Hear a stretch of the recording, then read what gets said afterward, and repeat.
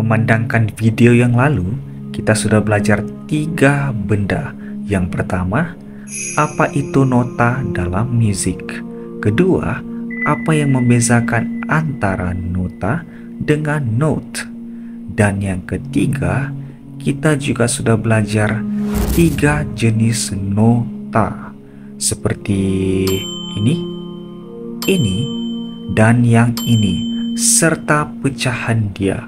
Jadi hari ini kita akan belajar 1 jenis nota tambahan dengan 1 benda lagi, yaitu sesuai dengan gambar thumbnail video ini, di mana ketiga-tiga benda itu berbeza walaupun kedengarannya agak sama, terutama sekali tempo dengan beat. Jadi stop senyum-senyum. Mari kita masuk ke inti dari video ini. Let's go. Nota yang akan kita belajar pada hari ini disebut quaver. Bentuknya begini atau begini kalau digabungkan, dan jumlah beat dia ialah 1/2 ataupun separuh dari 1 crochet. Oke, kita recap kembali pelajaran kita dari video yang lalu. 1 semi brief kita boleh dapat 2 minim, 2 minim kita boleh dapat 4 crochet, dan hari ini ada penambahan 1 jenis nota lagi, yaitu quaver. Jadi 4 crochet kita boleh dapat 8 quaver, dan ini gambar aja dia. Jadi kalau kita susun dari atas, yang pertamanya ialah semi brief, baru minim, baru crochet, dan quaver. Ini adalah susunan yang tidak boleh diubah. Seperti yang aku jelaskan dalam video aku yang sebelum ini, pecahan nota ini berfungsi secara logik, di mana setiap satunya saling menyeimbangkan antara satu sama lain dalam satu sistem. Ini adalah asas penting dalam pembelajaran musik, terutamanya dalam memahami nilai, masa, atau beat setiap nota. Mungkin kamu akan bertanya, ada perbezaan yang ketara kah antara tempo, ketukan, dan ritma? Jawabannya ada. Tempo, ketukan, dan ritma memang berkait rapat dalam musik, tapi ada perbezaan yang jelas di antara ketiga ini.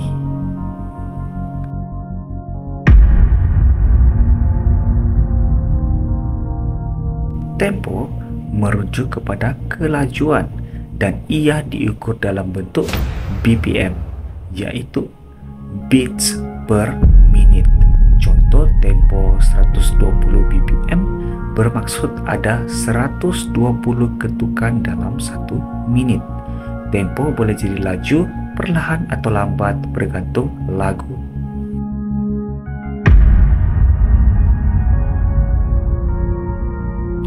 Ketukan ialah asas masa dalam musik. Ia seperti denyutan jantung untuk musik itu sendiri. Jadi beat itu seperti nadi dalam musik. Makin laju tempo lagu itu, makin lajulah beat itu berdetak. Setiap beat boleh dibahagikan lagi kepada subbeat. Beat boleh kuat atau lemah. Kalau kita buka metronom di smartphone kita, benda itu akan otomatik masuk dalam kiraan 4 beats. Alasannya cukup sederhana, sebab ini ialah common time signature. Apabila metronom dimainkan dan salah satu beats dari keempat itu, atau lebih tepatnya di beat pertama, itu pasti akan cenderung lebih kuat bunyi dia berbanding yang lain. Alasannya cukup sederhana juga, mungkin supaya player tidak lost bila main. Tapi alasan yang lebih tepat, sebab dari keempat beat ada beat yang kuat, dalam kurungan strong beat, sederhana kuat, medium strong, bahkan ada yang lemah, weak beat. Bahkan beat yang kuat itu ada di beat yang pertama. Untuk sederhana chord ada di beat yang ketiga dan beat yang kedua serta keempat merupakan beat-beat dia. Justru itu first beat harus lebih kuat. Dan ini dipanggil 4/4 time signature, yang dimana ada 4 beats di dalam satu bar. Jadi dari dulu sampai ke hari ini, mau itu lagu atau instrumental, kebanyakannya tuh menggunakan time signature 4/4. Jadi tidak heranlah kenapa dia dipanggil common time signature. Mungkin ada dari kamu yang melihat video ini masih bingung dan tak paham dengan apa yang aku jelaskan antara tempo dan beat. Oke, aku coba bagi analogi yang sederhana. Bayangkan kamu tengah berjalan sekarang. Tempo ialah kelajuan kamu berjalan, manakala beat ialah kaki kamu yang sedang melangkah bila berjalan.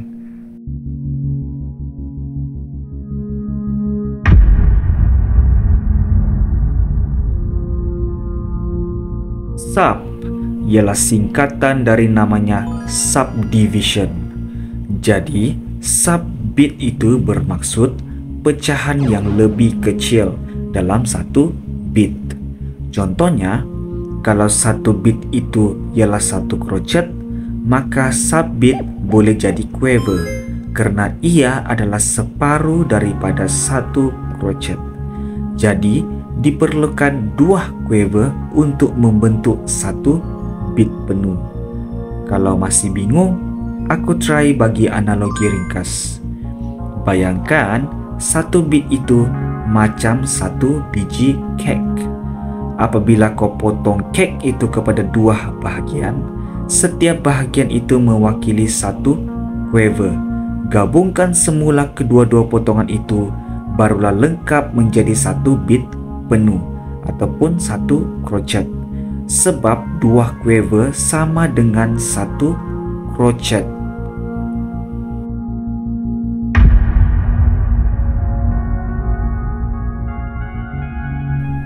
Ritma ialah bagaimana nota dimainkan dalam masa panjang pendek, cepat lambat.